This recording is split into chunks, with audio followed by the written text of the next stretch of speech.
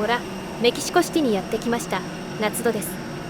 メキシコには1週間ほど滞在し、その後は1ヶ月半ほどかけてペルーからブラジルまで陸路で行きます。さて、深夜便で到着してお腹も空いてきました。良い感じの屋台がありました。ここで朝飯にしよう。Huevo, es chicharrón pero con chile. Yo quiero esta. Una. Picante. No picante. 初めてスペイン語で会話しましたけど、どうにか通じました。実は中南米では英語があまり通じないと聞いていたので、旅行前にコツコツと勉強してました。勉強に使ったのがこいつ。ツイッターでよくバズってる緑の鳥デュオリンゴです。これしかやってません。デュオリンゴって語学学習のアプリとしては有名だけど、本当に身につくのか疑問って人も多いんじゃないかな。実は私は渡航時点でデュオリンゴ連続2200日を超えるヘビーユーザーです。そのうちスペイン語は1200日ぐらい、1日5分計算だと100時間程度の学習みたいですね。果たしてデュオリンゴのみで勉強したスペイン語でどのくらい通じるのか、このアプリは本当に勉強になるのかといったあたりをレビューしつつ、適当に旅動画を垂れ流していきたいと思います。 PR じゃないです。メキシコに数日いてスペイン語にちょっと慣れてきたらこんな感じ。Esta y café, por favor. Una y media de azúcar. Sin azúcar. Leche crema solo. Ya, con leche. Ok, gracias. 私の好きな無糖のミルクコーヒーが注文できて5万円。ご飯をオーダーするぐらいなら大丈夫そうやね。ちなみにメキシコ旅行前にまず覚えておきたい必須の単語はピカンテです。メキシコ料理は辛いからね。お次は観光地のティオティワカンに行くためにバスターミナルでチケットを購入しようとしたのですが。Hola, ya quiero ir al Teotihuacán. El próximo se va en 3 minutos, ¿está bien?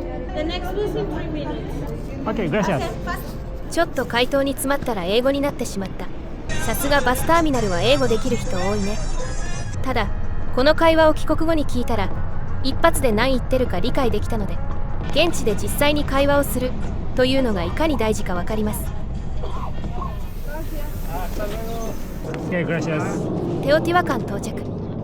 メキシコシティ郊外にある古代遺跡で世界遺産にも選ばれています。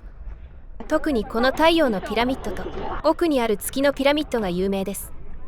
エジプトのピラミッドは王家の墓ですが、こちらのピラミッドは何らかの宗教施設と言われているらしい。めちゃくちゃでかいですね。ちなみに今年の4月に銃撃事件があったのがここにある月のピラミッドらしい。メキシコは治安が悪いと言われてますが、観光地は基本的に安全ですと言いたかったんですけど、まあそういうこともあるよね。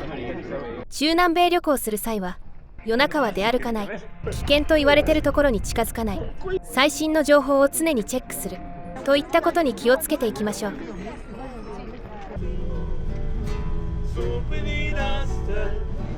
最終日前には観光地から外れてアニメのストリートアートを見に行きました。ここにはフリーレンや東海帝王が描かれています。Okay, gracias. この辺は観光客が全く来ないから東アジア人は目立つし、治安が不安でビクビクしてましたが、昼間なら特に問題なさそうやね。皆フレンドリーで良いところです。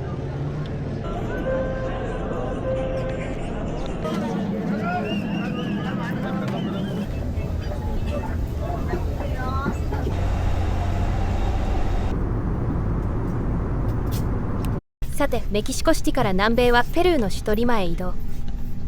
空港バスカウンターの人、よく見るとちいかわつけてる。ペルーでも流行ってるのかな。この時リマは治安が悪くなりすぎて非常事態宣言が発令されてました。調べたら今もらしい。ウケる。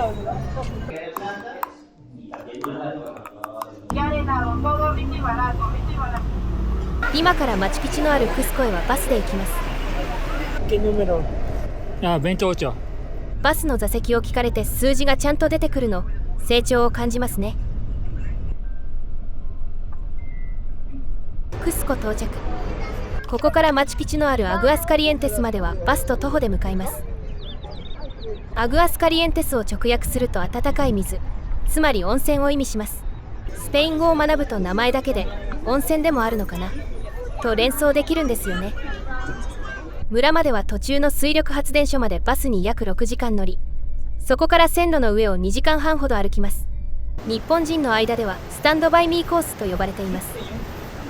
線路の砂利道なので歩きにくいんですが、同じバスに乗ってたカップルがスーツケースで行こうとしてました。大丈夫だったのかな。アグアスカリエンテス到着。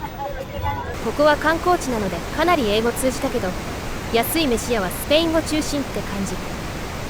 マチュピチュは寒気だとチケット争奪戦ですが、2月ならそうでもないようで、ほとんど並ばずに翌日分を購入できました。朝早起きして入場。雨季なので不安だったのですが、ギリギリ前景が見えて良い感じ。アルパカもいます。マチュピチュではアルパカ肉も食べました。臭みがなく脂肪も少なめで上品な味。うまかった。中南米には全部で1ヶ月半ぐらいいましたが、100時間の学習では日常会話には厳しいけど、飲食店や宿などであればどうにか意思疎通できるって感じでした。旅行でありがちな会話というとこういうのとか、まあいろいろあると思うんですけど、こういうよくある問いはだいたい翻訳アプリなくてもどうにかなりました。たまに翻訳アプリあれば外国語は学ぶ必要ないみたいなことを言う人もいるんですが、コミュニケーションを取るならやはり直接の方が良いですね。翻訳アプリ経由だとなんか壁があるような感じがします。会話のテンポも悪いしね。それに電波がないと使えないです。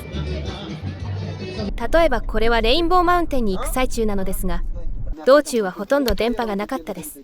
周りは英語をほとんど話さない人だらけ。こういう時に少しでも学んでいるかどうかで会話ができるか変わってくるんですよね。ちなみにこの人が持っている袋の中には日本では違法のコカの葉が入ってます。ペルーとボリビアでは合法らしい。高山病に効くらしいのでもらったけど、効いてるのかは不明。レインボーマウンテン到着。あいにくガスってるし混雑して動きにくいですが、地層の色が違うことは確認できたのでよし。屋台も多いね。アルパカ肉はここでも人気。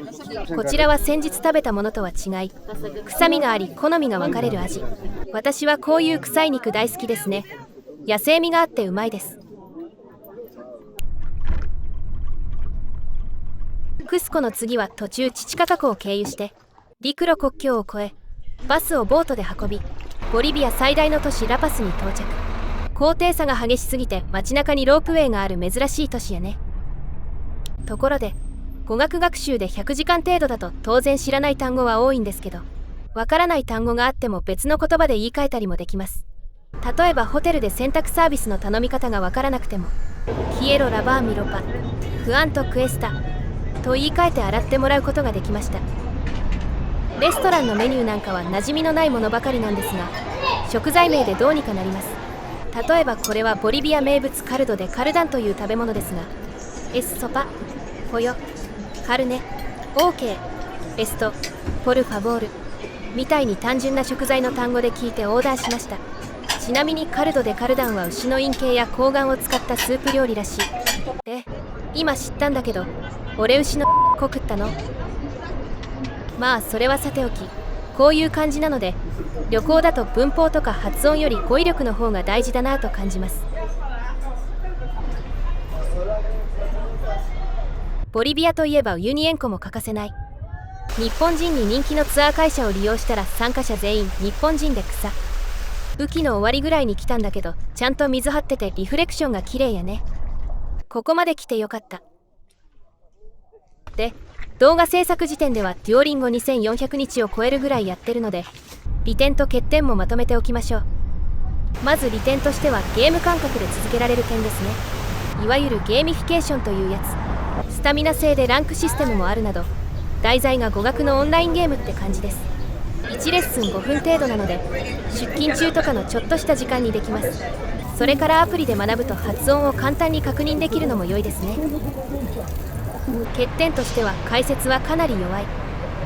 基本的に正解、不正解しか出てこないです。スペイン語などのメジャーな言語であれば一応解説もあるんだけど、そこまで詳しくはないです。アラビア語とか韓国語だと文字の読み方から始まるけど、ほぼノーヒントで始まるので意味不明すぎる。それから発音テストもあるんだけど、判定は微妙かも。なのでメインの教材ではなく、毎日少しずつ続けて言葉になれる文法などの勉強は嫌いだけど語学はやってみたいといった使い方が良いように思えます。文法とかは勉強する習慣がついてからでも良いんじゃないかな。わからなければ都度調べれば良いしね。実際に旅行中に使った単語は初歩の初歩って感じのものばかりだったんですが、毎日少しずつでも触れていたから実践でも使えたんだなと思います。ブエノスアイレス到着。アルゼンチンに来たら食べたいと思ってたのがアルゼンチンビーフ。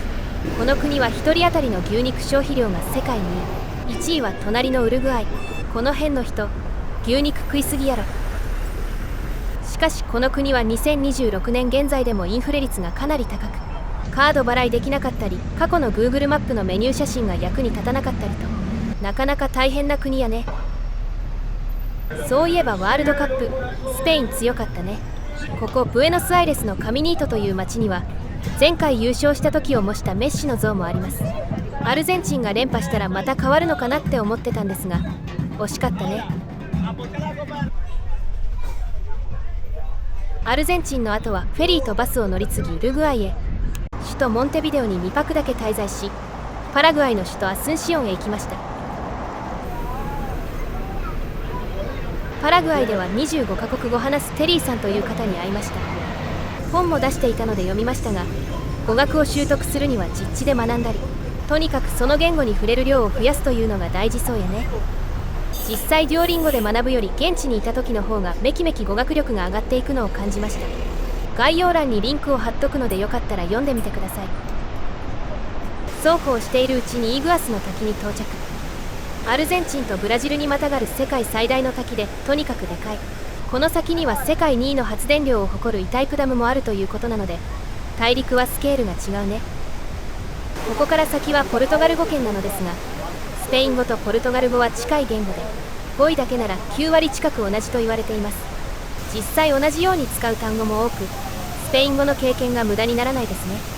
他にもフランス語やイタリア語などもスペイン語と同じグループなので、一つの言語を学ぶと他の言語の理解度も上がるのが面白いところです。サンパウロ到着して南米横断完了。ペルーのリマからは1ヶ月半ぐらいかな。観光しながら全部陸路で動いてたらこんなもんでしょう。サンパウロはブラジル最大の都市らしく大都会よね。